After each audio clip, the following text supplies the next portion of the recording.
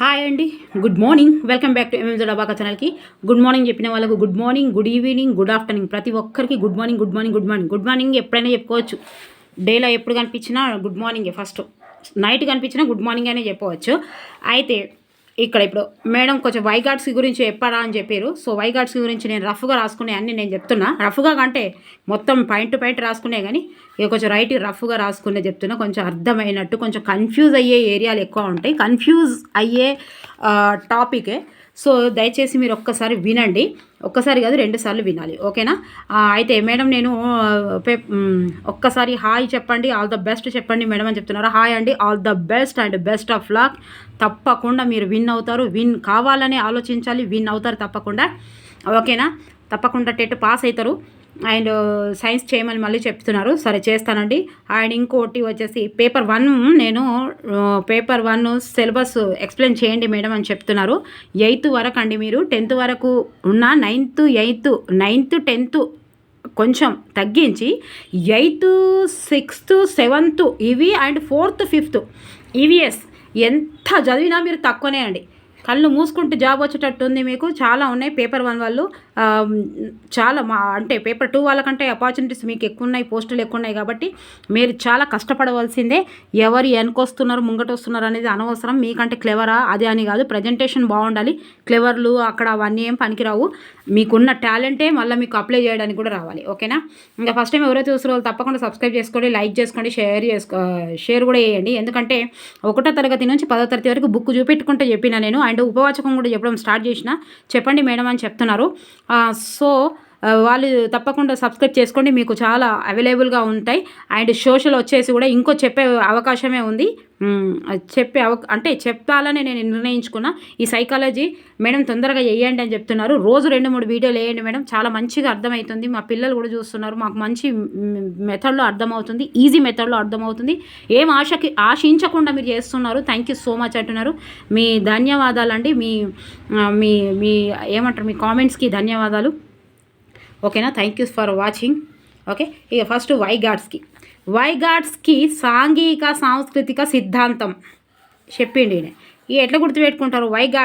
గాడ్స్కి అంటే గోట్ అని గుర్తుపెట్టుకోవాలి. గోట్ అంటే మేక అని గుర్తుపెట్టుకోవాలి. మన సాంఘిక సాంస్కృతిక దావతులు ఎత్తే గోట్లు కోసుకుంటామని గుర్తుపెట్టుకోవాలి, అంతే. సాంఘిక సాంస్కృతిక సిద్ధాంతాలు చెప్పింది వైగార్డ్స్కి. నేను చెప్పి సాంస్కృతిక తప్పకుండా గుర్తుపెట్టుకోవాలి. సాంఘిక అంటే మళ్ళీ అక్కడ పోతారు మీరు, ఓకే? అయితే సాంఘిక సాంస్కృతిక దావతులు ఎత్తారు. సాంస్కృతిక ఇవన్నీ దావతులు చేసుకుంటే, సాంఘికంగా అందరు కలిసి సాంస్కృతికంగా దావతులు చేసుకుంటే ఏం కోసుకుంటాం మనం? దావతులలో గోటును కోసుకుంటాం, మేకలు కోసుకుంటాం, ఓకే? వైగార్డ్స్కి అంటే గోట్స్కి అని గుర్తుపెట్టుకోరు. గోట్ అంటే మేక ఏంది? సాంఘిక సాంస్కృతిక ఫంక్షన్లలో మేకలు కోసుకుంటాం. ఇది ఎందుకు గుర్తుకుంటుంది? ఇప్పుడు టెట్ రాసే వరకైనా గుర్తుంటుంది, కొండ గుర్తులు, ఓకే? మేము కూడా కుండ గుర్తులు తయారు చేసుకుంటున్నాం, మీ ద్వారా కోడ్స్ మేము కూడా తయారు చేసుకుంటున్నాం అని చెప్పారు. చాలా మంచి విషయం మేడం, చాలా చాలా మంచి విషయం. ఎందుకంటే మనం చదువుకునేటప్పుడు అట్లా మెదడులో పెట్టుకుంటే మస్తు ఉంటుంది. తర్వాత ఈ వైగార్డ్స్కి ఏ దేశస్తుడు అబ్బా? రష్యా దేశస్తుడు. వైగార్డ్స్కి ఏ దేశస్తుడు? రష్యా దేశస్తుడు. ఈయన పేరేంటిది? లేవ్ వైగార్డ్స్కి మొత్తం పేరు, ఓకే? తర్వాత ఇవాన్ పావ్లోవ్ కూడా రష్యా దేశస్తుడు. ఇగో ఇవాన్ పావ్లోవ్ వైగార్డ్స్కి వీళ్ళేంది రష్యా దేశస్తులని గుర్తుపెట్టుకోవాలి. ఇవాన్ పావ్లోవ్ కూడా రష్యా దేశస్తుడు, వైగార్డ్స్కి కూడా రష్యా దేశస్తుడు. మనం ఏం చేసుకోవాలి? ఈ గోట్లన్నీ రష్యాకు పంపిస్తున్నామని గుర్తుపెట్టుకోవాలి. మేకలన్నీ ఇక్కడికి పంపిస్తున్నాం. వైగార్డ్స్కి అని గుర్తుపెట్టుకోవాలి. వైగార్డ్స్కి అంటే రష్యాకు పంపిస్తున్నామని గుర్తుపెట్టుకోవాలి. మన సాంఘిక సాంస్కృతిక దావతులల్లో గోట్లను కోసుకుంటామని గుర్తుపెట్టుకోవాలి, ఓకే? ఇక్కడి వరకు క్లియర్. తర్వాత సంజ్ఞానాత్మక సిద్ధాంతాన్ని పియాజే చెప్పినట్టు వైగార్డ్స్కి కూడా చెప్పారు. వైగార్డ్స్కి కూడా పియాజే చెప్పినట్టు సంజ్ఞానాత్మక వికాసము అని చెప్పారు. అదేంటిది మరి? వ్యక్తి యొక్క ఆలోచనలు, మేధస్సు, వివేచన ఇవన్నీ కలిపే ఉండేదాన్నే అని చెప్పారు. ఇవి కూడా ఇట్లా దీంతో సంజ్ఞానాత్మక వికాసం పెరుగుతుంది, సంజ్ఞానాత్మక వికాసం ఉంటేనే అని ఎట్లా అయితే పియాజే చెప్పిండో, ఈ వైగార్డ్స్కి కూడా సంజ్ఞానాత్మక వికాసమే మనిషికి అవసరం ఉంటుంది, పిల్లవాడికి అవసరం ఉంటుంది అని చెప్పిండు, ఓకే? ఇక్కడ వరకు. తర్వాత వైగాట్స్కి థీరీ కానీ పియాజే థీరీ కానీ ఇది వెరీ వెరీ ఇంపార్టెంట్స్. వీళ్ళ థీరీ ఏంటిదంటే వీళ్ళు ఏం చెప్పారంటే ఈ రెండు కూడా నిర్మాణాత్మకవాదాన్ని చెందినవి. నేను మనం పియాజే దేనికని చెప్పుకున్నాము, జీన్ పియాజే నిర్మాణాత్మకవాదం అని చెప్పుకున్నాం. ఈ వైగాట్స్కి కూడా నిర్మాణాత్మకవాదానికి చెందిన వాడే. అంటే ఇప్పుడు నిర్మాణాత్మకవాదం అంటే మనం ఏం చెప్పుకున్నాం, అభ్యాసనము అని చెప్పుకున్నాము. అభ్యాసనం అంటే ఏంటిది, జ్ఞాన నిర్మాణము. అభ్యాసనము జ్ఞాన నిర్మాణము. మనం అప్పుడు చెప్పుకోలే జ్ఞాన నిర్మాణం అంటే ఏంటిది. జ్ఞాన నిర్మాణం అంటే పిల్లల్లో కృత్యాలతో పొందే అనుభవాలు తనకున్న పూర్వ జ్ఞానంతో స్వీకరించి ఇప్పటి జ్ఞానాన్ని పాత జ్ఞానాన్ని సమన్వయపరిచి సరికొత్త జ్ఞానాన్ని సృష్టించి వ్యవస్థని నిర్మించుకోవడమే జ్ఞాన నిర్మాణం. ఏమన్నాడు జ్ఞాన నిర్మాణం అంటే పాత నాలెడ్జి ఇప్పుడున్న నాలెడ్జి ఈ రెండు ఒకదాల కలిపి ఒక కొత్త నాలెడ్జిని తయారు చేసుకొని దాని ద్వారా అభివృద్ధి చేసుకుంటే దాన్నే జ్ఞాన నిర్మాణము అంటాం. ఓకే, ఇది నిర్మాణాత్మకవాదం చెప్పేది. ఇది నిర్మాణాత్మకవాదం. ఇప్పుడు బుక్స్ అన్నీ ఎందుకు పదే చెప్తున్నా ఇది కూడా అంటే మళ్ళీ క్వశ్చన్ ఇప్పుడు అందుకే నిర్మాణాత్మకవాదం మీద ఇస్తాడు. ఎందుకు ఇస్తాడు అని అంటే ఇప్పుడు బుక్స్ నడిపేటి మొత్తం NCF వాళ్ళు 2005 నుంచి నిర్మాణాత్మకవాదంపై డిజైన్ చేసిర్రు బుక్కులు. ఓకే, దాని మీదనే ఇప్పటికి కూడా అవే నడుస్తున్నాయి కాబట్టి దీనిలోకి వెళ్ళి తప్పకుండా క్వశ్చన్స్ వస్తాయి నిర్మాణాత్మకవాదం నుంచి. ఓకే, తర్వాత ఇప్పుడు వైగాట్స్కి గురించి ఏం తెలిసింది, వైగాట్స్కి రష్యా దేశస్థుడు. వైగాట్స్కి కూడా జీన్ పియాజే లెక్క సంజ్ఞానాత్మక వికాసము అని చెప్పిండు. సాంఘిక సాంస్కృతిక సిద్ధాంతాలు చెప్పింది ఎవరు, వైగాట్స్కి చెప్పిండు. ఓకే, వీళ్ళిద్దరు వైగాట్స్కి జీన్ పియాజే వీరిద్దరు సమకాలికులబ్బా. ఇట్లా కూడా క్వశ్చన్ వచ్చే అవకాశం ఉంది. వీళ్ళిద్దరు కూడా సమకాలికులు అంటే ఏంటిది, నిర్మాణకవాదులు అన్నట్టు. ఓకే, అండ్ ఇంకొకటి ఏంటిదంటే వీళ్ళిద్దరిలో ఒక భేదం కూడా ఉన్నది, వీళ్ళిద్దరిలో ఒక విభేదం కూడా ఉన్నది. ఏంటిది విభేదము అని అంటే వైగాట్స్కి ఏమంటాడు అంటే వైగాట్స్కి అభిప్రాయంలో ఇక్కడ వినండి, ఖచ్చితంగా వినాలి, 2 సార్లు వినాలి, అర్థం కాకపోతే 3 సార్లు వినాలి. ఇది కన్ఫ్యూజ్ అయ్యే ఏరియానే. ఇది ఎగ్జామ్స్ కూడా తప్పకుండా వైగాట్స్కి, బ్రూనరు, నోమ్ చామ్స్కి వీళ్ళ గురించి తప్పకుండా రోజు ఒకటి ఇస్తున్నాడు. మీరు చూడండి లాస్ట్ కూడా శిశువు యొక్క జ్ఞాన నిర్మాణంలో ఇతరుల పాత్ర ఉంటుంది అని వైగాట్స్కి చెప్తాడు. అందుకే సాంఘిక సాంస్కృతిక అన్నాడు. ఇక్కడ లింక్ చేసుకోండి. సాంఘిక సాంస్కృతిక అంటే ఏమన్నాడు వైగాట్స్కి, శిశువు యొక్క జ్ఞాన నిర్మాణములో ఇతరుల పాత్ర ఉంటుంది అన్నాడు. మరి పియాజే ఏమన్నాడు, శిశువు తమ స్వంతంగా జ్ఞాన నిర్మాణం చేసుకుంటాడు, ఆ తెలివి ఉన్నది అని పియాజే చెప్పిండు. చూసిరా, ఇక్కడొక్కటి విభేదించండి. ఈయన ఏమన్నాడంటే వేరే వాళ్ళ పాత్రలు ఉంటేనే వేరే వాళ్ళ పాత్రలతోనే జ్ఞాన నిర్మాణం జరుగుతుంది అని వైగాట్స్కి అన్నాడు. ఆయన ఎట్లా ప్రూవ్ చేసిండో చూద్దాం. ఏమన్నాడు, గోట్లు ఇతరుల పాత్ర ఉంటేనే మనము గోటిని కోసుకొని తింటామని చెప్పిండు అని గుర్తుపెట్టుకోవాలి. ఓకే, మేకలను ఒక్కటే సొంతంగా తినలేము కాబట్టి అందరినీ కలిపే తింటాము అని అన్నాడు వైగాట్స్కి అని గుర్తుపెట్టుకోవాలి. ఓకే, ఇంకొకటి ఇక్కడ కూడా క్వశ్చన్ వచ్చే అవకాశం ఉంది. ప్రీవియస్ బిట్స్లో ఉన్నాయి కాబట్టి ఇక్కడ మొత్తం బుక్లో చూసి ఇక్కడ ప్రీవియస్ బిట్స్లో ఉన్నాయి కూడా తీసి రాసిన సార్ చెప్పినవి కూడా. వైగాట్స్కి వికాసం అభ్యాసనను అనుకరిస్తుంది అన్నాడు. ఇంకో వైగాట్స్కి వికాసం ముందట గుర్తుపెట్టుకోవాలి. ఈ కన్ఫ్యూజ్ చేసే ఏరియా నుంచి ఇస్తాడు. ఇక్కడ కూడా కన్ఫ్యూజ్ చేసే ఏరియా, ఇది కూడా కన్ఫ్యూజ్ చేసే ఏరియా. వైగాట్స్కి ఏమన్నాడంటే వికాసము అభ్యాసనంకు అనుకరిస్తుంది అన్నాడు.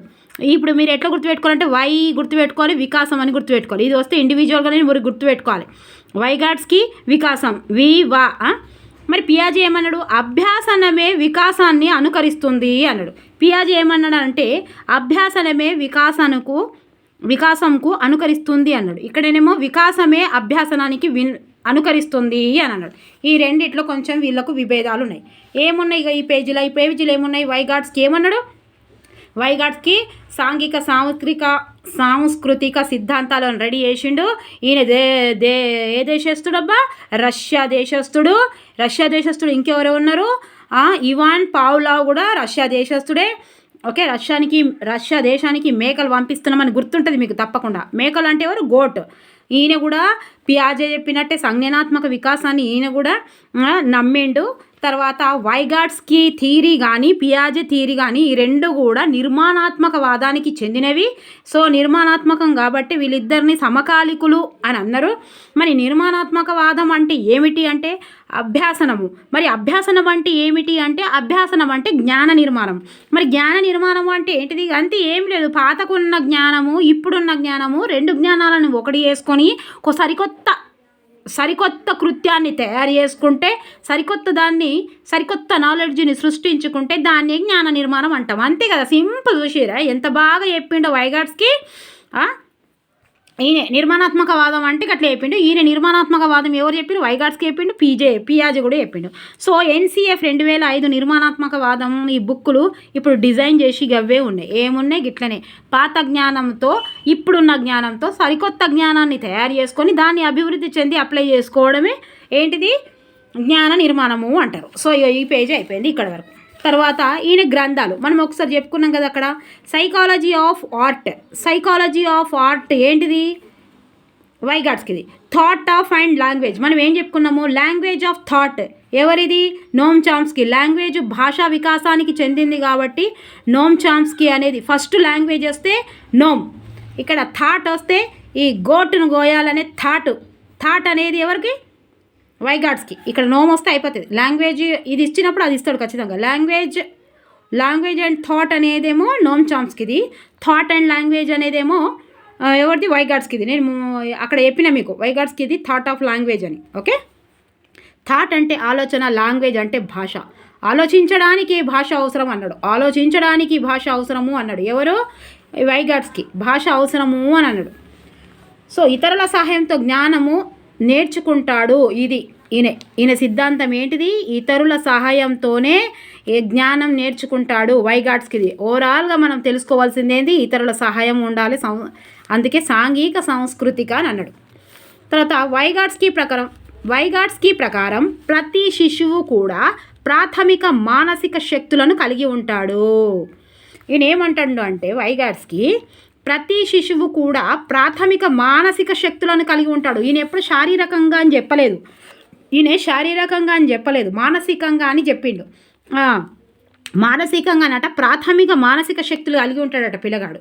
సో దీన్నే దిగువ స్థాయి మానసిక ప్రక్రియలు, అంతర్గత సామర్థ్యాలు అంటారు. ఇవి పిల్లవాడిలో ఉంటాయే కాబట్టి ఇతరుల ద్వారా ఆ పిల్లవాడు జ్ఞానాన్ని నిర్మించుకుంటాడు అని చెప్తున్నాడు ఈయన. అర్థమైందా? ఈ మేక ఏం చెప్తుందంటే ప్రాథమిక శక్తులను కలిగి ఉంటాడు శిశువు అని చెప్తున్నాడు. దీనినే దిగువ స్థాయి మానసిక ప్రక్రియ అంటే ఏంటిది అని అడుగుతాడు. ఏం లేదు, దిగువ స్థాయి మానసిక ప్రక్రియ అంటే అంతర్గత సామర్థ్యాలు. లోపలనే ఉంటాయి అంతర్గత సామర్థ్యాలు. ఏంటియో చూద్దాం. ప్రాథమిక మానసిక శక్తులు ఈయన వైగాట్స్కి ప్రకారం ఇది టెట్లో వచ్చినాయి, మీరు ఇవి కంపల్సరీ వినాల్సిందే. ఓకే, అవధానము, ప్రత్యక్షము, సంవేదన, స్మృతి, ఇవి 4 ప్రతి శిశువు ప్రాథమిక శక్తులు కలిగి ఉంటాడు. సో ఈ అవధానం ఉంటుంది, ప్రత్యక్షంగా ఉంటుంది, చూస్తాడు కాబట్టి, చేస్తాడు కాబట్టి, సంవేదన, స్మృతి, గుర్తుంచుకుంటాడు. ఓకే, మాట్లాడతాడు, గుర్తించుకుంటాడు. ఇవన్నీ ఏంటి? ప్రాథమిక శక్తులు. సో ఈ శక్తులు కలిగి ఉంటాడు కాబట్టి దీని వలన శిశువు పరిశీలించడం, గుర్తించగలగడం, ప్రశ్నించగలగడం చేయగలుగుతాడు. దిగువ స్థాయి ప్రక్రియలు. సో ఈ అవధానం వల్ల ప్రత్యక్షంగా చూస్తాడు కాబట్టి, ప్రశ్నిస్తాడు కాబట్టి, గుర్తిస్తాడు కాబట్టి, ఇవన్నీ ఎట్లా గుర్తిస్తాడు? ఇవన్నీ ప్రాథమిక శక్తులు అని చెప్పిండు. ఇవన్నీ అంటాడు అవధానం, ప్రత్యక్షణం, సంవేదన, స్మృతి. ఇవన్నీ ఎవరు? ఈ వైగాట్స్కి చెప్పిన ఏంటి? ఇవి పిల్లవాడిలో ప్రాథమిక శక్తులు ఫస్ట్ నుంచే ఉన్నాయి కాబట్టి దీనివల్లనే పిల్లవాడు పరిశీలించడము, గుర్తించడము, ప్రశ్నించడము, చెయ్యగలడము ఇవన్నీ చేస్తుంటాడు. ఇవన్నీ ఉన్నాయి కాబట్టే అని అంటున్నాడు. దిగువ స్థాయి ప్రక్రియలు అంటారు దీన్ని. సో ఇవి సాంఘిక సాంస్కృతిక కృత్యాల వల్ల వాటినన్నింటిలో అనుసంధానం జరిగిపోయి మానసిక శక్తులు బాగా వికాసం చెందిపోతాయి. సో ఇవన్నీ ఏం చేస్తాయంటే ఇవన్నీ సాంఘిక సాంస్కృతిక కృత్యాల వల్ల ఇప్పుడు చెప్తా నేను సాంఘిక సాంస్కృతిక అంటే ఏంటియో. ఓకే, ఇవి సాంఘిక సాంస్కృతిక కృత్యాల వల్ల వాటినన్నింటిలోనూ అనుసంధానం జరిగిపోయి మానసిక శక్తులు బాగా వికాసం చెందుతాయి. ఓకే, బాగా వికాసం చెందుతాయి. దిగువ స్థాయి మానసిక ప్రక్రియలు ఉన్నత స్థాయి మానసిక శక్తులుగా మారుతాయి. దీనినే మేధో ఇక్కడ ఇది వచ్చింది అంటారు. దిగువ స్థాయి మానసిక ప్రక్రియలు ఉన్నత స్థాయి మానసిక శక్తులుగా మారుతాయి. దీనిని ఏమంటారంటే మేధోపరమైన వ్యూహాలు అంటారు. గుర్తుపెట్టుకోవాలి, ఇది very very important, very very important. Okay, మేధోపరమైన వ్యూహాలు అంటే ఏంటి? దిగువ స్థాయి మానసిక ప్రక్రియలు ఉన్నత స్థాయి మానసిక శక్తులుగా మారుతాయి. దీనినే మేధోపరమైన వ్యూహాలు అన్నాడు. ఇదే జ్ఞానంగా పొందుతాయి, దానికదే జ్ఞానంగా పొందుతాయి. మరి ఇక్కడ ఏం చెప్పిండు? సాంఘిక సాంస్కృతిక అనుభవాలు అని చెప్పిండు. మరి ఏంటియో చూద్దాం. అవి సాంఘిక అనుభవాలు సాంస్కృతిక అనుభవాలు అన్నాడు ఈ వైగాట్స్కి. ఓకే, ఇవి ఏంటియో చూద్దాం.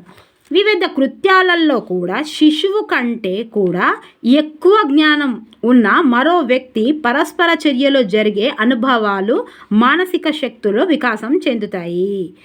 ఇది చెప్తే ఏంటి? MKO మోర్ నాలెడ్జ్ అదర్ అందరితో, తల్లిదండ్రులతో, టీచర్స్తో, ఫ్రెండ్స్తో, ఇలాంటి ఎవరితోనైనా ఏం చేస్తున్నాడంటే, ఇప్పుడు సాంఘిక అనుభవం అంటే ఏం చెప్తున్నాడంటే, వివిధ కృత్యాలలో కూడా శిశువు కంటే ఎక్కువ జ్ఞానం ఉన్నది. ఇప్పుడు నాకంటే ఎక్కువ జ్ఞానం ఉన్న మరో వ్యక్తితో నేను పరస్పర చర్యలు జరిగి అనుభవాలు తెలుసుకొని మానసిక శక్తులు నేను వికసింపజేసుకుంటా అన్నట్టు. అది సాంఘికం అంటే. ఇప్పుడు నాకంటే ఎక్కువ, ఇప్పుడు నేను ఇంకా సైకాలజీ మంచిగా ఇంకా మంచి చెప్పే సార్ దగ్గర పోతా కదా, నేను ఇంకా మంచి చెప్పే సార్ దగ్గర పోయి ఇంకా నేను నేర్చుకోవడం వల్ల నా దగ్గర మానసిక శక్తులు ఉన్నాయి కాబట్టి నేను నాకంటే ఎక్కువ జ్ఞానం ఉన్న ఆయన దగ్గర పోయి తెలుసుకుంటా అన్నట్టు. తెలుసుకోవడం వల్ల నా దగ్గర సాంఘిక అనుభవాలు పరస్పర ప్రతిచర్యలో జరిగి అనుభవాలు మానసిక శక్తులు వికాసం చెందుతాయి. అంతే కదా, వికాసం చెందుతాయి కదా. అర్థమైంది అబ్బాయి? ఇక్కడ అర్థం కాలే. సాంఘిక అనుభవాలు అంటే ఏంటిదంటే, మనకంటే తెలివి బాగున్నోళ్ళ దగ్గర నుంచి మనము జ్ఞానాన్ని పొందడం. దట్స్ ఇట్, అంతే. ఇగో ఈ మేకలు ఇక్కడ తెలివిగల మేకలను గుర్తుపెట్టుకోరబ్బా. తెలివిగల మేకలు, మోర్ నాలెడ్జ్ అదర్స్, MKO. ఇది కూడా టెట్లో చాలాసార్లు ఇచ్చిండు. ఇవేంటి? తెలివిగల్లై, మోర్ నాలెడ్జ్ అదర్స్ అంటే ఇది ఎక్కడి నుంచైనా నేర్చుకోవచ్చు కదా. మోర్ అదర్స్ అంటే తల్లిదండ్రులతో, ఫ్రెండ్స్తో, టీచర్తో, ఇంటి పక్క వాళ్ళతో, ఎవరితోనైనా నేర్చుకోవచ్చు కదా. అంతే కదా. మనకంటే ఎక్కువ అనుభవం ఉన్న వాళ్ళతోటి ఫ్రెండ్షిప్ చేయాలని ఎందుకంటాం? మనకంటే ఎక్కువ అంటే ఎక్కువ జ్ఞానం ఉన్న వాళ్ళతోటి, మనకంటే ఎక్కువ హుషారు ఉన్న వాళ్ళతోటే మనం ఫ్రెండ్షిప్ చేయాలని మనం పిల్లలకి ఎందుకంటాం? మనం కూడా నలుగురు మంచి బిజినెస్ మ్యాన్లతోటి మనం 5వ లెక్క జాయిన్ అయితే మనము మంచి బిజినెస్ మ్యాన్ అవుతాం. మనము అన్ని ముచ్చట్లు చెప్పుకొని షాడీలు చెప్పుకునేటోతోటి జాయిన్ అయినాం అనుకో, ఇంకో పెద్ద షాడీ చెప్పేటోడేమి లెక్క తయారవుతాం మనం. నిజంగా మీరు ₹1,00,000 సంపాదించేటోంతోటి సోపతి అయ్యి మీరు 2 సంవత్సరాల్లో మీరు కూడా ₹1,00,000 కంటే ఎక్కువ సంపాదించేటోళ్ళు ఎక్కడే అవుతారు. అంటే ఆ వెదరు, ఆ మానసిక శక్తులు మనలో ప్రబులుతాయి కాదా? అడుక్కో తినటందే తోటి మీరు ఒక నెల 2 నెలలు ఉండుర్రి మేడం. మనం అడుక్కో తినతోటి ఉంటే ఏముంటే మన అడుక్కో తినే అలవాట్లే మన మానసికంగా దెబ్బతీస్తాయి. అంటే మనం ఎప్పుడు మనకంటే మంచిగా ఉన్న వాళ్ళతోటే అది చెయ్యారు అసలు మన దగ్గర. నేను అదే చెప్పిన. ఏం చెప్పిన అంటే, ఏ వెధవ అయితే 11 గంటలకు లేస్తాడో ఆ వెధవ 11 గంటలకు లేచే వెధవతోనే ఫ్రెండ్షిప్ చేస్తాడు. 5 గంటలకు లేచే వెధవ ఎందుకు అవుతాడు? 5 గంటలకు లేచేటోడు మంచి జీనియస్ తోటి వేయడు. మీరు చూసిరా? వాకింగ్కి పోయేటప్పుడు అక్కడ వాకింగ్కి పోయేటోళ్ళు అందరూ 2 ఉంటారు, వాకింగ్లో 3 ఉంటారు. 3 కేటగిరీస్ ఉంటాయి వాకింగ్లో. ఒకటేమో సొంతంగా స్వీయ జ్ఞానంతో పోయేవాళ్ళు. రెండో వాళ్ళు ఉంటారు డాక్టర్ చెప్పిన వాళ్ళు ఉంటారు. పోవాలి గట్లా, షుగర్ వచ్చింది మీకు, ఇప్పుడు పోవాలి, బాగా ఫ్యాట్ వచ్చింది, లేకపోతే పోవాలని. ఓకేనా? ఇక మూడోడు నువ్వు పోతనే ఉంటావు లేకపోతే చచ్చిపోతావు అంటేనే వాడు ఇంట్లోకి వెళ్ళి కదులుతాడు. మన డాక్టర్ చెప్పిన అయినాడు, యాక్టర్ చెప్పిన అయినాడు. తర్వాత లాస్ట్కు నువ్వు పోతావు, ఇక చచ్చిపోతావు. నీకు కిడ్నీలు అన్నీ ఇట్లా అయిపోయినాయి, ఇక నీకు అట్లా ఫ్యాట్ వచ్చింది, హార్ట్ అటాక్ వస్తుంది, నువ్వు చచ్చిపోతావు అంటేనే పోతాడు. అయితే ఇక వాకింగ్లో పోయేటోళ్ళు మూడు చెప్పినా నేను, కానీ రెండే విధాలు. ఒకటేమో సొంతంగా పోయేటోళ్ళు, ఒకటేమో డాక్టర్ అడ్వైజ్ ఇస్తే పోయేటోళ్ళు. డాక్టర్ అడ్వైజ్ ఇచ్చే వరకు చూడొద్దండి, ఎందుకంటే పరిస్థితులు మారిపోయినాయి, కరోనా వచ్చింది, ఇటు నుంచి అటు పోయినాయి. మీరు ఎప్పుడైనా ఆలోచించండి, మీకంటే ఎక్కువ జ్ఞానం ఉన్నోళ్ళతోటే మీరు పరిచయాలు చేసుకోవాలి. మీకంటే ఎక్కువ ఉన్నోళ్ళతోటి ఈగోగా ఫీల్ అవుతారు. మన తెలంగాణలో కాదు, మన భారతదేశంలోనే ఈగో అహంకారం అంటారు దాని దగ్గర నేనేంది నేర్చుకోవాలంటే నువ్వు ఆడనే ఉంటావు. అంటే ఇక్కడ ఏం చెప్తున్నారు, తెలివిగల వాళ్ళకంటే తెలివి లేని వాళ్ళు చాలామంది. మీరు చూడరు, సోపతి అంతా తాగేటోడే ఉంటాడు సోపతి. తాగేటోని సోపతోటి తాగేతోడే సోపతి ఉంటాడు. చూసిరా, మీరు చూడుర్రి. నిజంగా ఈ ముచ్చట్లు పెట్టేటోతో ముచ్చట్లు పెడుతూనే ఉంటాడు. ఇప్పుడు ప్రొద్దున లేచి 5 గంటలకు లేచేటోడు 11 గంటలకు లేచేటోడు సోబత్తు కడతాడా? అబ్బా కట్టడు. లేదు అంటే ఇంకో నెల అయితే వాడిని కూడా నాశనం చేసే అట్రాక్షన్స్ వీని దగ్గర బాగుంటాయి. ఈ మొద్దు ముఖం దగ్గర బాగుంటాయి, ఆడోళ్ళైనా మగోళ్ళైనా. 5 గంటలకు లేస్తేనే జీవితం మారిపోతుంది. ఇప్పటికైనా మించిపోయింది ఏం లేదు. నా జీవితం ఇట్లా పాడైంది, నా జీవితం అట్లున్నది, నా అసలు నా లైఫ్లో అసలు చేంజింగే లేదు, ఎట్లయితుంది, నాకు అట్లయితుంది, నాకు ఇట్లా అవుతుంది అంటే నువ్వేం చేయొద్దు. 5 గంటలకు లేవాలి. నువ్వు 5 గంటలకు లేస్తే ఏం చెయ్యాలి, 5 గంటలకు లేవాలనేది అప్పుడు సందర్భమే చెప్తుంది. నువ్వు 5 గంటలకు లేచి 9 గంటలకు లేచేటోడిని చూడు నువ్వు ఎట్లా అవుతుందో. నువ్వు 5 గంటలకు ఒక్క రోజు లేచినావు అనుకో, నువ్వు 9 గంటలకు లేచినావు చూస్తే బండ తీసుకొచ్చి మీద ఎత్తే బుద్ధి అవుతుంది. 5, 6, 7, 8, 9, 1, 2, 3, 4 గంటల ప్రపంచంలో నువ్వు ముందుకెళ్తున్నావు అన్నట్టు. ప్రపంచము వెనుక నువ్వు తట్టుకుంటూ వెళ్తున్నావా, నువ్వు ప్రపంచానికంటే ముందు 5 గంటలు ముందున్నావా? చూడుగా, సూర్యుడిని నువ్వు లేపాలి, నిన్ను సూర్యుడు లేకుండా అంటే గీన్నే ఉంటాం. ఎక్కడ వేసిన గొంగడి లెక్కలే కదే. 10-15 వేలకు జీతాలకు పని చేసుకుంటా, ఇంత దసరాకు దీపావళికి ఇంత షేగొట్టుకుంటా, ఈ పోరగాళ్ళకి ఇడింత వేసుకుంటా, ఏం లేవబ్బా, అవి లేవబ్బా అనుకుంటా ఉంటాం. ఎందుకని ఉంటాం అట్లా? 5 గంటలకు లేచిన మస్తు మంది ఏమైనా పనులే. 5 గంటల నుంచి స్టార్ట్ చేస్తే రాత్రికి 11 గంటల దాకా పనులు జరుగుతూనే ఉంటాయి ఆడోళ్ళకి. మళ్ళీ 5 గంటలకు లేస్తారు, ఏం చేస్తారో ఏమో. గంటలు కావాలి పని, గంటలు. ఎప్పటికీ ఆ చుట్టాలు వస్తూనే ఉంటారు, ఎప్పుడు పెళ్లి భోజనాలే చేస్తామా? ఇక్కడ ఏంటిది అని అంటే, ఇక్కడ ఏమంటున్నాడంటే, వివిధ కృత్యాలలో కూడా శిశువు కంటే కూడా ఎక్కువ జ్ఞానం ఉన్న మరో వ్యక్తి పరస్పర చర్యలో జరిగే అనుభవాలు, మానసిక శక్తులు వికాసం చెందుతాయి. నేను ఇప్పుడు మోటివేషనల్గా ఎందుకు పోయినప్పుడు, ఇప్పుడు ఈ టాపిక్ గురించి ఎందుకు పోయినా అంటే, ఏ వయసైనా మనకంటే మంచిగా ఉన్నవాళ్ళు, మనకంటే అనుభవం ఉన్నవాళ్ళు, మనకంటే ఎక్కువ పనిచేసేటోళ్ళతో సోపతి కలగాలి. సోపతి మన దగ్గర సంపుతారు. ఈ సోపతి నాశనం పట్టిస్తుంది. తల్లిదండ్రులు ఎంత మంచిగా ఉన్న అరుగుల మీద కూర్చునే తోటి సోపతి చేస్తే అరుగుల మీద కూర్చుంటారు. కుర్చీల మీద కూర్చొని సోపతి చేస్తే వాళ్ళతోటే కూర్చుంటారు. తాగేటోనితోటి సోపతి చేస్తే తాగేతోటే, షిట్టిలు కట్టేటోనితోటి సోపతి చేస్తే షిట్టిలు కడతారు. అప్పు చేసినతోటి సోపతి చేస్తే అప్పు కడతారు. ఇది నిజమా కాదా చెప్పండి. దయచేసి ఇప్పటికైనా ఎవరైనా ఉంటే వీడియో వినేటోళ్ళు దయచేసి వాళ్ళని మళ్ళించండి. మీరు ఒక్కరే వెళ్ళండి, మీరు వాకింగ్కి వెళ్ళండి, మీ ఆవిడని తీసుకెళ్ళండి, మీ అమ్మని తీసుకెళ్ళండి, వాకింగ్కి వెళ్ళండి. హాఫ్ అన్ అవర్ అయినా సరే వాకింగ్కి వెళ్ళండి దయచేసి. అక్కడ ఎంతోమంది కలుస్తారు, మన ప్రపంచమే మారిపోతుంది, మన జీవితం మారిపోతుంది. ఎంకేఓ అంటే మోర్ నాలెడ్జ్ అదర్స్. ఈ మేకలు ఏం మేకలు అబ్బాయి? ఈ మేకలు మేకలు తెలివైనవి, సూపర్ మేకలు. ఇగో అదర్స్, మేకలు అదర్స్ అని గుర్తుపెట్టుకోరు. మేకలు అదర్స్ అంటే మంచి మేకలు అన్నట్టు. మేకలు మేకలు అదుర్స్ మంచి మేకలు. ఇవి రాగానే మేకలు అదుర్స్ అని గుర్తుపెట్టుకోవాలి. ఓకే, మంచి మేకలు అంటే ఎక్కువ జ్ఞానం ఉన్నోళ్ళు తక్కువ జ్ఞానం ఉన్నోళ్ళకి ఇక్కడ నేర్పిస్తారు. ఆలోచన విస్తృతంగా పెంచుకోగలుగుతాడు సాంఘిక కృత్యాల ద్వారా. ఇప్పుడు చూద్దాం.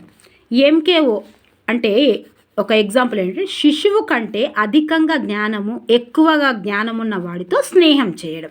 ఒక ఎగ్జాంపుల్ ఏంటంటే, ఒక శిశువుకు కంప్యూటర్ జ్ఞానం లేదు. ఒక శిశువుకి, ఒక విద్యార్థికి, ఒక పిల్లవాడికి కంప్యూటర్ జ్ఞానం లేదు. రాము అనేవాడిలో కంప్యూటర్ జ్ఞానం ఎక్కువగా ఉంది, చాలా ఉంది. అయితే ఇటు రాము ఇటు సోమ అనుకున్నాం. కంప్యూటర్ ఎక్కువ కాబట్టి, ఈయనకు కంప్యూటర్ నాలెడ్జ్ ఎక్కువ ఉంది కాబట్టి వీనితోటి సోబత్ చేస్తే పరస్పర చర్యతో ఇతడి జ్ఞానాన్ని ఇతడు నేర్చుకుంటాడు. నూతన జ్ఞానం నేర్చుకుంటాడు అని చెప్పిండు. ఇట్లనే ఇప్పుడు కంప్యూటర్ ఈయనకు రాదు, ఈయనకి కంప్యూటర్ రాదు. రాదు కాబట్టి వీనికి కంప్యూటర్ ఎక్కువ వస్తుంది. ఎక్కువ వచ్చినప్పుడు ఇక్కడ ఏం జరుగుతుందంటే వీడిని తీసుకొని పోతాడు, వీడిని తీసుకొని పోతాడా అట్లా వేయడు. కానీ చెప్తున్నా, వీనికి కంప్యూటర్ వచ్చు కాబట్టి వీడు విన్నాడు మంచోడైతే చల్లనాడు అంటాడు.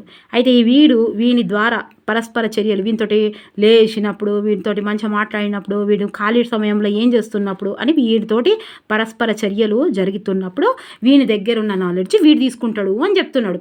ఏంటిది అది? సాంఘిక కృత్యాలు. ఓకే. మేకలు అదుర్స్. మేకలు అంటే గోట్ అంటే వైగాట్స్కి, రష్యాకు పంపిస్తున్నాము గోట్లని. ఓకే, ఈ ఎంబోకో ఏం చెప్తున్నాడు? తనకంటే తక్కువ ఉన్న వాళ్ళకు చదువు నేర్పిస్తుంది. అంతే, అయిపోయింది కదా ఇక్కడ వరకు. ఇక సాంస్కృతిక సిద్ధాంతం, అనుభవాలు. సాంఘిక అయిపోయింది కదబ్బా. సాంస్కృతిక అంటే ఏంటిది? సంస్కృతి, ఈ సంస్కృతి ఉపకరణాలు ఏంటివో చూద్దాం. ఇప్పటి వరకు సాంఘికంగా మనం నేర్చుకున్నాం కదా. ఇప్పుడు సాంస్కృతిక అంటే ఏంటిదో ఆ అనుభవాలు అంటే చెప్పిన గ్రంథాలు, సాహిత్యం, జనరల్స్, ఎన్సైక్లోపీడియా, డిక్షనరీలు, టీవీలు, ఇంటర్నెట్లు. మరి వీటి ద్వారా ఏమవుతుంది? గ్రంథాలు, సాహిత్యం, జనరల్స్, ఎన్సైక్లోపీడియా, డిక్షనరీలు, టీవీలు, ఇంటర్నెట్లు ఇవన్నీ ఇచ్చి ఏంటివి అని అంటాడు. ఏ ఉపకరణాలు అంటాడు? ఎవరు చెప్పిండ్రు అంటాడు? ఎన్ని అయినా చెప్పచ్చు. సాంస్కృతిక సిద్ధాంతం అదేమో సాంఘిక అయిపోయింది. సాంఘికలో MKO ఉంది. మరి సంస్కృతిలో చూద్దాం. వీటిని సంస్కృతి ఉపకరణాలు అంటారు. వీటినన్నింటి ద్వారానే వ్యక్తి పరస్పర ప్రతిచర్యలు జరుపుతూ వాటిని చదువుకుంటూ చూస్తూ తన జ్ఞాన నిర్మాణాన్ని అభివృద్ధి చేసుకుంటాడు అన్నాడు. అంతే కదా, గ్రంథాలు చదువుతాడు, సాహిత్యం చదువుతాడు, జనరల్స్ చూస్తాడు, ఇవన్నీ చేస్తాడు, డిక్షనరీలు చదువుతాడు, టీవీలు చూస్తాడు, ఇంటర్నెట్ను చూస్తాడు. చూసి ఉట్టిగానే ఉంటాడా? ఏం చేసుకుంటాడు? జ్ఞాన నిర్మాణం చేసుకుంటాడు. సాంస్కృతిక అనుభవాలు, వివిధ దేశాల యొక్క సాంస్కృతిక జ్ఞానం నిర్మాణం కూడా జరుపుకుంటాడు. మనం ఇక్కడ ఇంటర్నెట్లో ఉట్టిగానే చేస్తున్నామా? వివిధ దేశాలలో ఉన్న సాంస్కృతిక సాంప్రదాయాలు, నియమాలు, విధులు ఇవన్నీ తెలుసుకుంటున్నాం కాబట్టి వీటి ద్వారా కూడా ఏం జరుగుతుంది పిల్లల్లో? ఏం జరుగుతుంది అన్నాడు? జ్ఞాన నిర్మాణం జరుగుతుంది అన్నాడు. ఇదే మరిగా వైగాట్స్కి ఎంత సింపుల్గా చెప్పిండు. వైగాట్స్కి ఎంత సింపుల్ చెప్పిండు అబ్బా. సాంఘిక సాంస్కృతిక అని చెప్పిండు. సాంస్కృతిక అంటే ఏంటిది? గ్రంథాలు, సాహిత్యము, జనరల్స్, ఎన్సైక్లోపీడియా, డిక్షనరీలు, టీవీలు, ఫోన్లు, ఇంటర్నెట్లు ఇవన్నీ సాంస్కృతిక ఉపకరణాలు. అవేంటి మరి సాంఘిక ఉపకరణాలు? సింపుల్గా ఏం లేదు, అవధానం, ప్రత్యక్షం, అవి కూడా కావు. ఏంటి అంటే వివిధ కృత్యాలలో కూడా శిశువు కంటే ఎక్కువగా జ్ఞానం ఉన్న వారితో మరో వ్యక్తితో పరిచయం చేసుకోవడం. పిల్లల అంటే నాకంటే ఎక్కువ ఉన్న మనుషులతో పరస్పర ప్రతిచర్య చేసుకోవడం. ఇవేమో వస్తువుల ద్వారా పరిచయం చేసుకోవడం, ప్రతిస్పర్య చేసుకోవడం. అర్థమైందా? మరి మీకు ఇప్పుడు సాంఘిక అంటే నాకంటే ఎక్కువ నాలెడ్జ్ ఉన్న వ్యక్తి ద్వారా ప్రతిస్పరంగా చర్యలు జరిపి అక్కడ జ్ఞాన నిర్మాణం చేసుకోవడం. మరి ఇక్కడ సాంస్కృతిక గ్రంథాలు, సాహిత్యము, టీవీలు, ఇంటర్నెట్లు, డిక్షనరీలు ఇవి చూసి ఇక్కడ ఏం చేసుకుంటున్నాం? ఇక్కడ కూడా వీళ్ళతో ప్రతిచర్యలు జరిపి పరస్పర ప్రతిచర్యలు జరుపుకుంటూ వాటిని చదువుకుంటూ ఇవి మనము జ్ఞాన నిర్మాణం అభివృద్ధి చేసుకుంటాం. సాంఘిక అంటే ఇది సింపుల్గా అంతేలే. ఈయన ఏం చెప్పిండంటే వైగాట్స్కి జ్ఞాన నిర్మాణంపై ఎలాంటి భావన అభిప్రాయాలు చేసిండంటే వైగాట్స్కి ప్రకారం అభ్యాసనం అంటే జ్ఞాన నిర్మాణం చెప్పిండు కదా, ఇంతే. ఓకే, ఈయన ఏం చెప్పలేదు. ఈయన ఏం చెప్పిండంటే సాంఘికం దాంట్లో ఏం చెప్పిండు? మనకంటే ఎక్కువ జ్ఞానం ఉన్నవాళ్ళు మన జ్ఞానాన్ని ఇస్తారు కాబట్టి అక్కడి నుంచి జ్ఞానం నేర్చుకుంటాం. రెండవది ఏంటంటే టీవీల ద్వారా, కంప్యూటర్ల ద్వారా, ఇంటర్నెట్ ద్వారా, గ్రంథాల ద్వారా, బుక్కుల ద్వారా ఇక్కడ నేర్చుకుంటాం.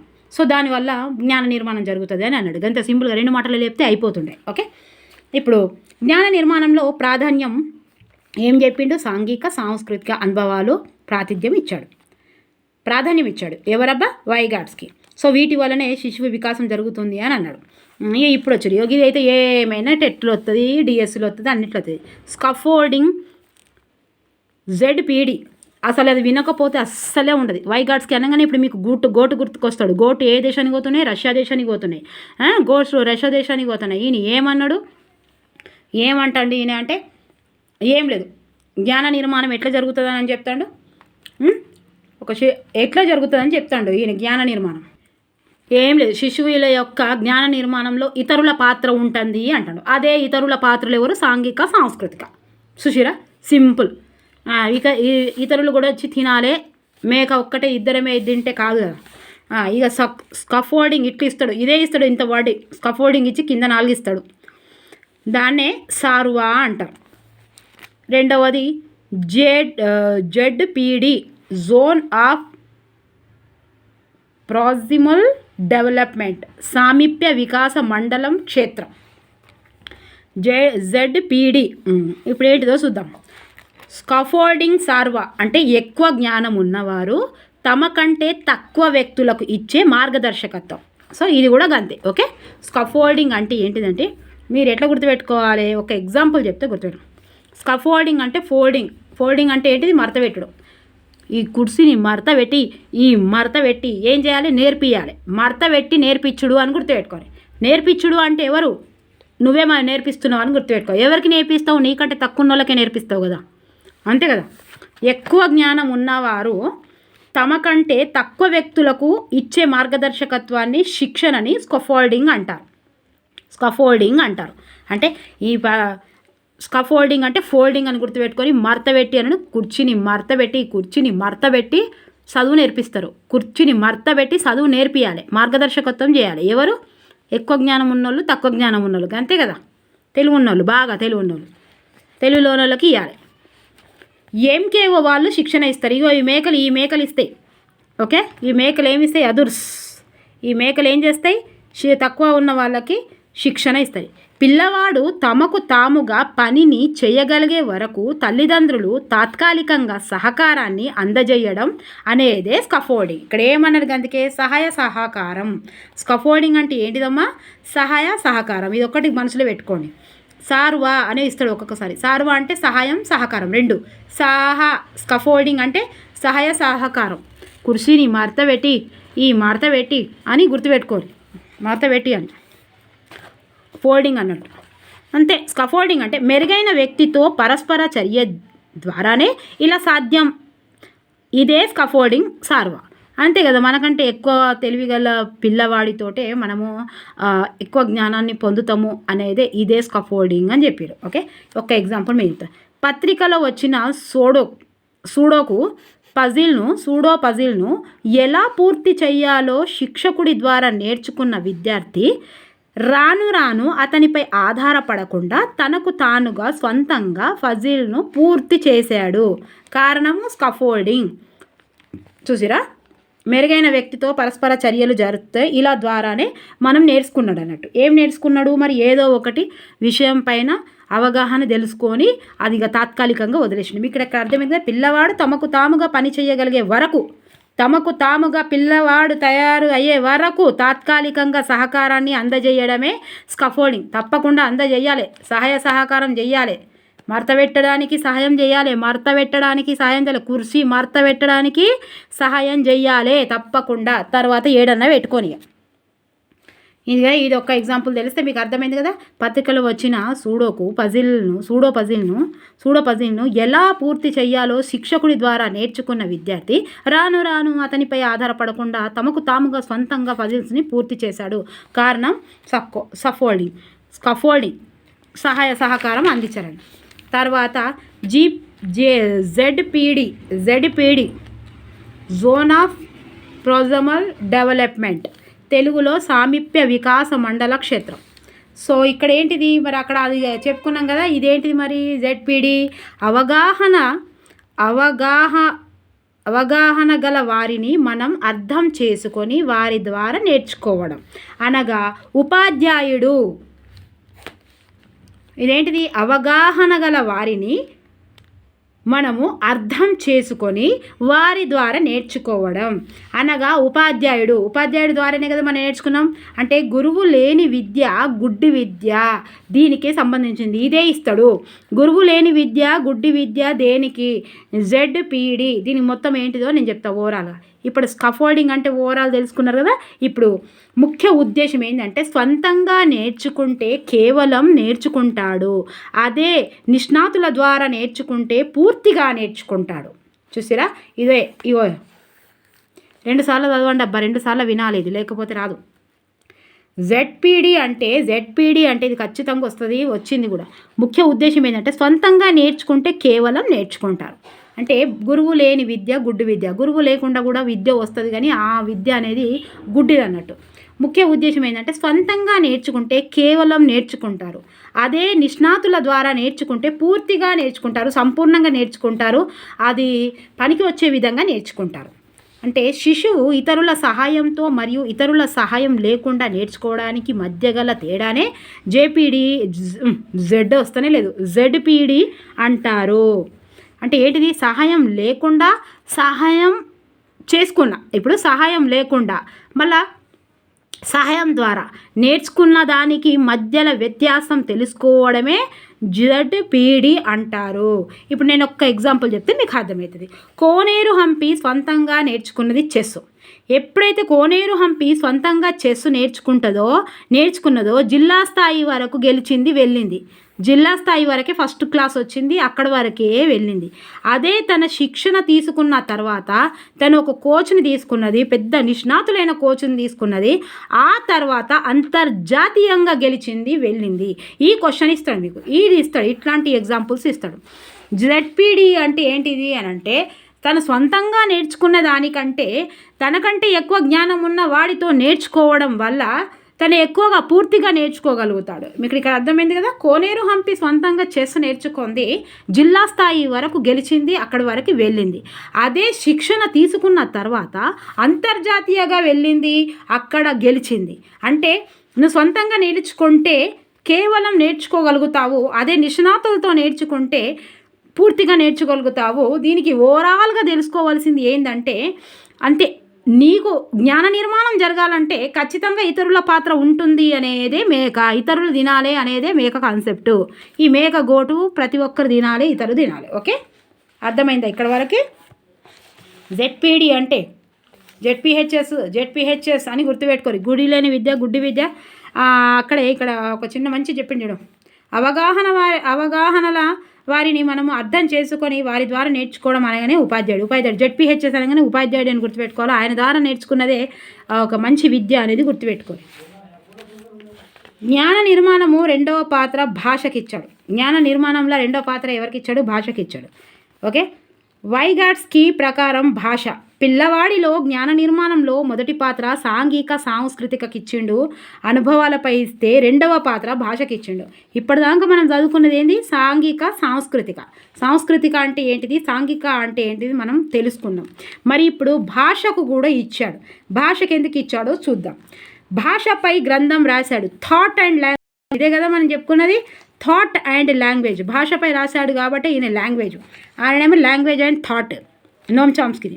పిల్లలు భావ ప్రకటనలు, ఆలోచనలు, జ్ఞానాత్మక సంజ్ఞాత్మక వికాసము భాషకి, వీటన్నిటికీ కావలసింది ముఖ్యమైనది భాష అన్నాడు.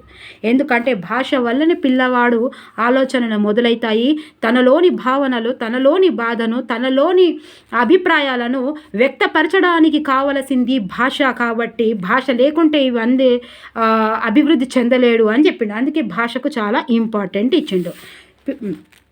భాషా వికాసము ద్వారానే ఇవన్నీ చేసుకుంటాడు అని అన్నాడు. భాష వికాస ద్వారానే అన్ని అభివృద్ధి జరుగుతాయి అని అంటాడు. సంజ్ఞానాత్మక వికాసానికి మూలం భాష, వైగాట్స్కి చెప్పింది. సంజ్ఞానాత్మక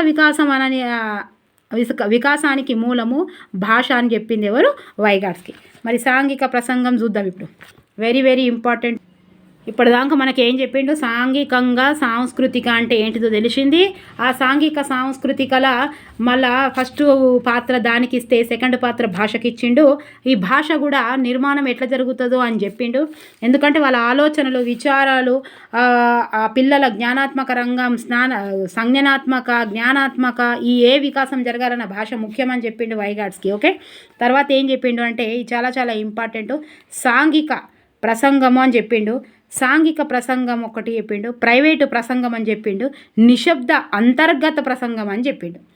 సాంఘిక ప్రసంగం ఒకటి, ప్రైవేటు ప్రసంగం ఒకటి, నిశ్శబ్ద అంతర్గత ప్రసంగం అని చెప్పిండు. వ్యక్తిగత భాష, ప్రైవేటు ప్రసంగం అంటే వ్యక్తిగత భాష. ఇది చాలా సింపుల్గా ఉంది, మీరు ఒక్కసారి చూడండి. ఇవి ఇస్తాడు, వర్డ్స్ ఇవి ఇస్తాడు. Very very important. సాంఘిక ప్రసంగం అంటే ఏంటిది? 2 సంవత్సరాలలో వస్తుందండి. 2 సంవత్సరాలు, ఇవి సంవత్సరాలు ఇస్తాడు. సాంఘిక ప్రసంగము అంటే తమకు వచ్చిన భాషలో తమకు వచ్చిన పదజాలముతో తమ ఆలోచనలను పెద్దలతో పంచుకుంటాడు. ఏంటిది? తమకు వచ్చిన భాషలో తమకు వచ్చిన పదజాలముతో తమ ఆలోచనలను పెద్దలతో పంచుకుంటాడు. ఈ 2 సంవత్సరాల పిల్లగాడు ఏం చేస్తాడు? నీళ్ళు ఇవ్వమని, అవి ఇవ్వమని, ఇది ఇవ్వమని, నాకు అది కావాలి, నాకు ఐస్ క్రీమ్ కావాలని. 2 సంవత్సరాల పిల్లగాడు ఏం చేస్తాడు? పెద్దవాళ్ళకు తనకు వచ్చిన లాంగ్వేజ్లని భాష ద్వారానే వ్యక్తం చేస్తాడు. నాకు నీళ్లు కావాలి, నాకు అది వస్తుంది, నాకు ఇది వస్తుంది, నాకు ఇప్పుడు కావాలి అని. ఓకే, మొదటి సాంఘిక ప్రసంగము వైగాట్స్కి చెప్పిండు. ఫస్ట్ అసలు ప్రసంగం ఏంటిది? సాంఘిక ప్రసంగము అని చెప్పిండు. Okay, very very important. రెండవది ప్రైవేటు ప్రసంగం, వ్యక్తిగత భాష. ఇది 3 సంవత్సరాలలో వస్తుంది, అది 2 సంవత్సరాల్లో వస్తుంది. సాంఘిక అంటే 2 సంవత్సరాల నుంచి వస్తుంది. 3 అంటే ప్రైవేటు ప్రసంగం అంటే అసలు ఏంటిది? పిల్లలు ఇక మీకు అన్ని ఏది గుర్తుకు లేకున్నా సరే, ప్రైవేటు ప్రసంగం అంటేనే మీకు చటుక్కునే వైగాట్స్కి గుర్తుకు రాకున్నా ప్రైవేట్ అంటే ఏంటిది, సాంఘిక అంటే ఏంటిది? సాంఘిక అంటే 2 సంవత్సరాల్లో వచ్చింది. ఈ పిల్లగాడు తనకు వచ్చిన మాటలో 2 సంవత్సరాల్లో ఏమంటాడు? వానికి వచ్చిన భాషలో వాని ఆలోచనలు ఎదుటి వారికి ఎట్లా వ్యక్తం చేస్తాడు? అంతే, వాళ్ళకి వచ్చిన దాంట్లోనే వ్యక్తం చేస్తాడు. తనకు వచ్చిన భాషల పదజాలంలోనే వ్యక్తం చేస్తాడు. అది సాంఘికం. ప్రైవేట్ అంటే ఏంటిది? పిల్లలు వివిధ కృత్యాలలో పాల్గొనేటప్పుడు తనలో తాను పెద్దగా మాట్లాడుకుంటారు, సూచనలు ఇచ్చుకుంటారు. ఇలా ఎందుకు మాట్లాడుతుంటారంటే స్వీయ నిర్దేశం కోసం, సెల్ఫ్ డైరెక్షన్, వారికి వారే మార్గదర్శకులు. ప్రైవేట్ అంటే వాళ్ళే, ఇక ప్రైవేట్ అంటాం కదా మనం, ప్రైవేట్ ముచ్చట్లు మనకెందుకు, పర్సనల్ ముచ్చట్లు మనకెందుకు అంటాం కదా. సో వాళ్ళే ముచ్చట్లు పెట్టుకుంటారు, వాళ్ళే మాట్లాడుకుంటారు, పెద్దగా మాట్లాడుకుంటారు. చూసినావా, నేను ఓను ఇట్లా. ఇప్పుడు సూచనలు కూడా ఇచ్చుకుంటారు. నువ్వు అక్కడికి పోతే నీకు ఇది దొరుకుతుంది, నీకు అక్కడ పోతే అమ్మ చాక్లెట్ ఇస్తుంది, నీకు ఇస్తుంది అని నువ్వు చెవులకు వినిపించుకున్నట్టు నువ్వే చెప్పుకుంటావు అన్నట్టు. ఇది 3 సంవత్సరాలలో వస్తుంది. దాన్ని ఏమంటారంటే సెల్ఫ్ డైరెక్షన్. పిల్లవాడు సెల్ఫ్ డైరెక్షన్ ఎందులో ఇచ్చుకుంటాడు అని ఇవ్వచ్చు. సాంఘిక ప్రసంగంలో సెల్ఫ్ ఎట్లా ఇచ్చుకుంటాడు? సాంఘిక అంటేనే వేరే వాళ్ళతోటి చెప్పడం. మరి ప్రైవేటు సెల్ఫ్ ఎట్లా ఇచ్చుకుంటాడు? ప్రైవేటు ప్రసంగంలో ఇచ్చుకుంటాడని గుర్తుపెట్టుకోరు. వారికి వారే మార్గదర్శకులు. ఓకే, ఏ పదమైనా ఇవ్వచ్చు. తర్వాత నిశ్శబ్ద అంతర్గత ప్రసంగం, ఇది 7 సంవత్సరాల్లో వస్తుందండి. ఇక్కడ కూడా తనలో తాను మాట్లాడుకుంటాడు, కానీ శబ్దం బయటికి రాదు. నిశ్శబ్దం ఆ ఇంట్లోనే ఉన్నది, నిశ్శబ్దం అంతర్గత అంటే ఇంట్లోనే ఉన్నది. మాట్లాడుకుంటాడు అంటే మనసులో మాట్లాడుకోవడం. ఇక్కడ ఇంత ఉంది, దీనికి పెద్ద చేసుకునే అవసరం. ఇది సంవత్సరం ఇంపార్టెంట్. ఇది 7 సంవత్సరాలు వస్తుంది. మీ పిల్లలో మీ బాబులో ఉంటే తెలుసుకోండి. ఓకే, నిశ్శబ్దం అంటే శబ్దం లేకుండా తనలో తానే మాట్లాడుకుంటాడు. తర్వాత వైగాట్స్కి బోధనలు ఏం చెప్పిండంటే పరస్పర బోధన చెప్పిండు, ఒకటి భాగస్వామ్య బోధన చెప్పిండు. ఓకే, చూద్దాం. ఓకే, బోధనలు ఏం చెప్పిండు? పరస్పర బోధన అంటే ఒక ఉపాధ్యాయుడు 4-5 విద్యార్థులను కలిపి ఒక సమూహంలాగా ఏర్పడి ఒక విషయాన్ని గురించి చర్చించడం పరస్పరం అంటే ఒకరికి వరొకరు తోడుంటే. పరస్పరం అంటేనే ఒకరికి ఒకరు, అక్కడ గుర్తుంటే పరస్పర బోధన అంటే ఒక ఉపాధ్యాయుడు 4-5 విద్యార్థులు కలిసి ఒక సమూహంలాగా ఏర్పడి ఒక విషయంపై చర్చించుకోవడమే పరస్పర బోధన. అర్థమైంది కదా, చాలా సింపుల్గా. ఇది భాగస్వామ్య బోధన. 2 కరెక్టే ఉంటుంది. భాగస్వామ్యం అంటే కూడా ఒకరికొకరు. ఇది పరస్పర అంటే నీకు నాకు కూర్చొని అన్నట్టు. భాగస్వామ్య బోధన ఎట్లుంటుందో చూద్దాం. విద్యార్థులు కొన్ని సమూహాలుగా ఏర్పడి, విద్యార్థులు కొన్ని సమూహాలుగా ఏర్పడి 3-4 విద్యార్థులతో ఏదో ఒక ఉమ్మడి అంశం మీద పని చేసుకుంటాయి, ఈ అంశంపై చర్చించుకుంటాయి. చూసిరా, ఇక్కడ విద్యార్థులే భాగస్వామి అంటే విద్యార్థులే భాగస్వామి అవుతాడు. ఒక్కరిని ఎట్లా తీసుకుంటారు? ఇప్పుడు భాగస్వామి అంటేనే భాగస్వామి అంటే గ్రూపులు కావాలి. గ్రూపులల్లో ఒక ఉపాధ్యాయునికి ఇటు తీసుకుంటారా? అందుకే కాదు. కాబట్టి ఈ పోరగాళ్ళే విద్యార్థులే గ్రూపులు కట్టుకొని ఏం చేస్తారు? ఉమ్మడి అంశం మీద పని చేసుకుంటారు. ఈ ఉమ్మడి అంశమే భాగస్వామ్యం. ఇది భాగస్వామ్యము. ఇదేంటిది? పరస్పర బోధన అంటే ఉపాధ్యాయుడు 4-5 విద్యార్థులు కలిసి ఒక సమూహం ఏర్పడి, ఒక గ్రూప్ ఏర్పడి, ఒక ఉపాధ్యాయుడు కండ్లెట ఓనే ఎటో చూస్తాడు ఉపాధ్యాయుడు. ఇదో 4-5 పోరగాళ్ళని, ఇదే విద్యార్థులు. సో ఈ విద్యార్థులను చేసుకునేది ఏంటిదబ్బా? ఇది పరస్పర బోధన. మరి ఇక్కడ విద్యార్థులే ఇక సారు ఉండడు ఇక్కడ. భాగస్వామ్యం అంటే అందరు విద్యార్థులే, అందరు సమానులే. ఓకే, ఇవి గుర్తుపెట్టుకోరు. ఓకే, అంతే. ఇందులో ప్రయోగాలు లేవు, కొత్త కొత్త మాటలే ఉన్నాయి. ప్రయోగాలు ఇంట్లో కూడా లేవు, బ్రూనర్ బోధన అభ్యాసన సిద్ధాంతంలో కూడా లేవు. సో ప్రయోగాలు లేకుండా కూడా మీరు గుర్తుపెట్టుకోవాలంటే వర్డ్స్ గుర్తుపెట్టుకోవాలి. కొత్త వర్డ్స్ వచ్చినాయి, భాగస్వామ్య బోధన కొత్త వర్డ్సే, పరస్పర కొత్త వర్డ్స్, సాంఘికంగా, నిశ్శబ్ద అంతర్గత. ఓకే, ఈ ఎగ్జాంపుల్స్ జీపీడీఏ ఉంది. వైగాట్స్కి భాషకు ఎంత ప్రాధాన్యత ఇచ్చాడు, ఈయన అసలు ఓవరాల్గా ఈయనది ఏంటిది, స్కఫోల్డింగ్ అంటే ఏంటి, జెడ్పీడీ అంటే ఏంటిది, అంతే కదా. ఒకళ్ళే అంతే, ఏం లేదు. స్కఫోల్డ్ మెరుగైన వ్యక్తితో పరస్పర చర్య ద్వారానే ఇలా సాధ్యమవుతుంది అని చెప్పడమే స్కఫోల్డింగ్ సార్వా అంటారు. ఓకే, సహాయ సహకారాలు. స్కఫోల్డింగ్ అంటే సహాయ సహకారము. ఓకే, ఎక్కువ జ్ఞానం ఉన్నవాళ్ళు తక్కువ జ్ఞానం వాళ్ళకంటే తక్కువ స్థాయిలో ఉన్న వాళ్ళకి ఇచ్చే మార్గదర్శకత. మేకలు బాగా క్లెవర్ ఉన్న మేకలు తక్కువలోకి ఇస్తున్నాయి అన్నట్టు. ఓకే, సాంస్కృతిక సిద్ధాంతం అంటే ఇది, సాంఘిక అంటే ఇది. ఓకే, దిగువ స్థాయి మానసిక ప్రక్రియలు, ఈయన మానసికంగానే అన్నాడు. ఓకే, అంటే వైగాట్స్కి చెప్పింది ఏంటిదంటే ఇతరుల సహాయంతో జ్ఞానం చేర్చుకుంటారు అని చెప్పింది వైగాట్స్కి. చూసిరా వైగాట్స్కి. ఇప్పుడు చూడు పట్టపట్టప వైగాట్స్కి సాంఘిక సాంస్కృతిక సిద్ధాంతము, ఇక్కడ psychology of art, thought of language. ఈయన రష్యన్ దేశస్థుడు. ఓకే, ఇగో వైగాట్స్కి సిద్ధాంతము పర్యాలోకము. సో మీకు ఎందుకు చూపిస్తున్నా అంటే జ్ఞాన నిర్మాణాత్మక మనకి ఊతమిచ్చింది. ఓకే, వైగాట్స్కి మరిన్ని భావనలు. స్కఫోల్డింగ్ అంటే సహాయ సహకారం, ఫోల్డింగ్ చేయడం. ఇక గుర్తుపెట్టుకొని పిల్లవాడు తనకు తనుగా పనిని చేయగలిగే వరకు తల్లిదండ్రులు తాత్కాలికంగా సహకారాన్ని అందజేయడం అనేదే స్కఫోల్డింగ్ అబ్బా. ఓకే, మీకు ఇక ఇప్పుడు ఉంటుంది కదా మేడం, ఇక చూడు అంతే కదా తనలో తను ఇంకేమున్నాయి కూడా ఇంటి నిర్మాణంలో స్లాబ్ వేసేటప్పుడు అది గట్టి పడేదాకా ఆసరాగా కర్రలు పెడతాము. అలాగే విద్యార్థి నేర్చుకునే వరకు నిష్ణాతులు కర్రలాగా సహాయకారిగా ఉండి తర్వాత దూరం అవ్వడం అనే కర్రలను తీసివేయడమే సార్వ. అంతే కదా, ఎక్కడైతే సహాయాలు చేసుకోవడమే సార్వ చేయాలి, సహకారాలు చేయాలి. ఇక్కడ ఏమున్నా చూడండి. తర్వాత సామీప్య జెడ్పీడి అంతే. స్వతహాగా నేర్చుకున్న దానికి ఇతరుల ద్వారా నేర్చుకున్న దానికి మధ్య తేడానే ఏంటిది, జెడ్పీడి. అంతే కదా, తెలివిలేని మేకలు నేర్చుకుంటారు అన్నట్టు. ఇక్కడ ఏం లేదు. అవగాహన గల వారికి మనం అర్థం చేసుకొని వారి ద్వారా నేర్చుకోవడం అంతే. అనగా ఉపాధ్యాయుడు, శిక్షకుడు లేదా సమవయస్కులైన ఎక్కువగా అవగాహన కలిగిన వారు, అనగా ఏదైనా కృత్యం నేర్చుకునేటప్పుడు ఆ రంగంలో నిష్ణాతులైన వారిని అవగాహన చేసుకోవాలి. ఇదేంటి జెడ్పీడి.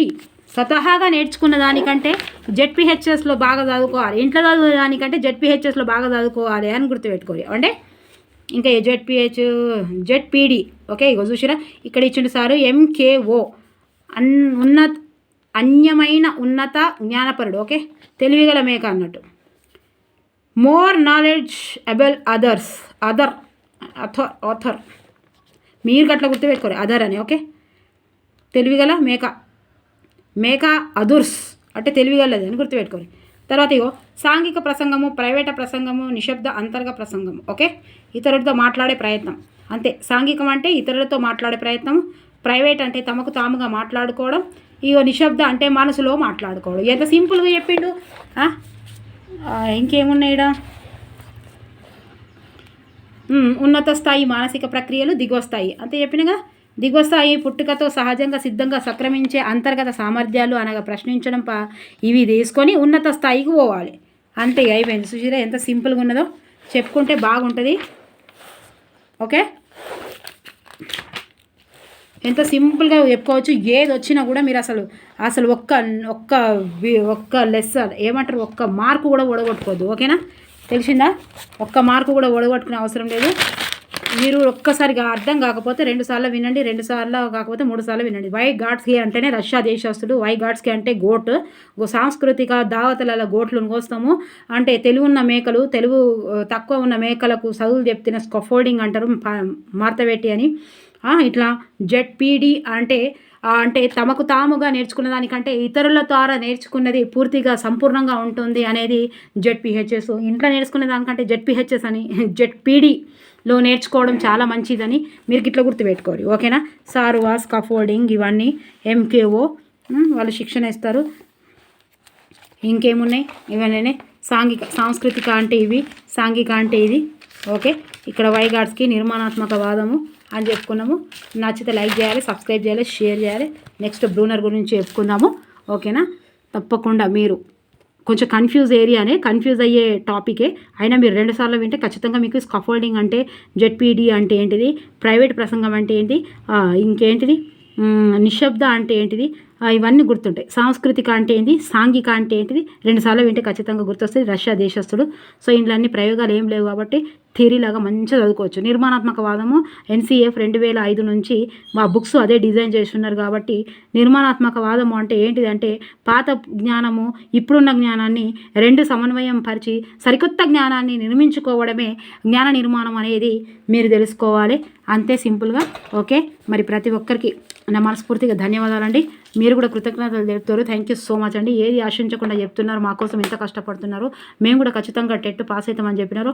పేపర్ 1 అయినా సరే, పేపర్ 2 అయినా సరే, నేను చెప్పే ప్రతి ఒక్కరికి పేపర్ 1 పేపర్ 2 వాళ్ళకే ఇప్పటివరకు అయితే మీరు కూడా డిఎస్సికి అయితే 9th 10th ఖచ్చితంగా చదవవలసిందే. 1వ తరగతి నుంచి ఇంటర్ వరకు మీరు పర్ఫెక్ట్గా ఊదితేనే ఆ లిస్టులో ఉంటాము. ఎవరు పేపర్ 1 వాళ్ళైనా సరే, పేపర్ 2 వాళ్ళైనా సరే, కొంచెం బేసిక్గా ఏంటంటే ఒక 3వ తరగతి నుంచి 8వ తరగతి వరకు బాగా చదివేది ఎవరు, పేపర్ 1 వాళ్ళు. కొంచెము 6వ తరగతి నుంచి 10వ తరగతి ఇంటర్ వరకు బాగా చదివేది 10th వాళ్ళు. కానీ 1వ తరగతి నుంచి మీకు మొత్తం సబ్జెక్ట్ ఉంది అబ్బా. అక్కడి నుంచినే ఆషాఢం, బోషాఢం, భాషాఢం అనుకుంటే అక్కడి నుంచింది. ఓకేనా? మీరు అసలు దేన్ని నెగ్లెక్ట్ చేయొద్దు. ఎప్పుడొస్తుందో ఏమొస్తుందో అనేది వదిలేసి, ఇప్పుడు గురుకులాలలో, మోడల్ స్కూళ్ళల్లో నెంబర్ ఆఫ్ ఫ్యాకల్టీ ఏమున్నది కాంట్రాక్ట్ బేసిక్గా ఇస్తున్నారు. మీరు వెళ్ళాలనుకుంటే సబ్జెక్టు పరంగా ఉంటేనే సీరియస్గా చదివేటోళ్ళు మాత్రము, నా ఒపీనియన్గా సీరియస్గా చదివేటోళ్ళు మాత్రము స్కూల్ అంటే అందరికీ తెలుసు. ఫైనాన్షియల్గా బాగుండాలంటే మన సబ్జెక్టే చెప్పుకోవాలి. ఫైనాన్షియల్గా ఇప్పుడు మనము చెయ్యలేము ఖచ్చితంగా ఫైనాన్షియల్గా, ఎందుకంటే ఇప్పుడు మనము రెస్పాన్సిబిలిటీ స్టేజ్లో ఉన్నారు కాబట్టి ఫైనాన్షియల్గా ఖచ్చితంగా కావాలి అంటే మీ సబ్జెక్ట్ మాత్రమే చెప్పుకోండి. అది కూడా హయ్యర్ సెక్షన్కి మాత్రమే చెప్పండి. పేపర్ 1 వాళ్ళు అయితే మీకు 6th 7th 8th వరకు ఖచ్చితంగా ఉండాలబ్బా. మీరు 4th 5th అయితే ఎంత ఉంది, ఈవీఎస్లో కూడా పుష్కలమైన ఉంది. మనకు కూడా పేపర్ 2 వాళ్ళకు కూడా ఈవీఎస్ నుంచి పుష్కలంగా ఇస్తున్నాడు. 5వ తరగతి నుంచి 10 క్వశ్చన్స్ పడ్డాయి లాస్ట్లో. ఓకే, మరి అక్కడ అంతే. వాడు పీజీ వరకు అని ఇస్తాడు. మీరు చూడండి, నోటిఫికేషన్ ఉంది నా దగ్గర. పీజీ వరకు లింకప్ అని ఇస్తాడు. నన్నయ్య అంటే నన్నయ్య 3వ తరగతి నుంచి ఉన్నప్పుడు పీజీ వరకు ఉంటాడు నన్నయ్య. మరి నన్నయ్యలో ఏది ఇస్తాడు అనేది మనకు డిఎస్సి వరకు ఉంటుంది. ఇక్కడనేమో ఇక లింకప్ అనేది ఎక్కడి వరకు ఉంటుందో అక్కడ చదువుకోవాలి. ఓకే, మరి నచ్చితే లైక్ చేయాలి, సబ్స్క్రైబ్ చేయాలి, షేర్ చేయాలి. ఓకేనా? Thank you for watching. మీ పిల్లలు కూడా చూపిస్తున్నారు. ఓకే, కంటిన్యూగా చేయండి, చదవండి. 2 వీడియోలు చేయమంటున్నారు, చేస్తాను madam. Okay, thank you for watching. Bye, take care. అయ్యో, టేబుల్స్ గురించి వీడియో చేస్తా మేడం. మీరు చేస్తా